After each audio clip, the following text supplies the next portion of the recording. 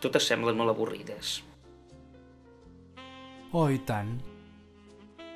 Dubto molt que n'hi hagi cap que em convenci per embolicar-m'hi. Què hi dius, ull de falcó? Jo penso el mateix. Però en algun lloc hi ha d'haver alguna dona gran que pugui acceptar el meu egoisme. No com les jovenetes que t'agraden. Ei, res de bestieses. Com més joves millor. És com s'han de triar les dones. Pensant així no sabràs mai el que és bo. I tu què coi saps? Les dones són com la fruita, com més madures són, molt més bones estan. Ahí ves, ho trobo horrorós. Per començar, normalment les noies joves no tenen diners. Són una ruïna, creu-me. Això que dius és veritat, però tenen la pell més fina i són molt més boniques. Però no fan bona olor, oi que no? I què? Però no hi ha res millor que una cosa nova.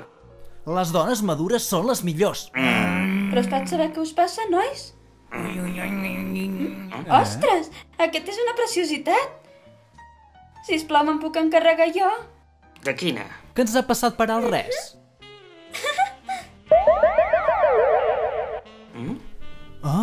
Un home. Sembla perfecte. N'estava esperant d'aquesta mena.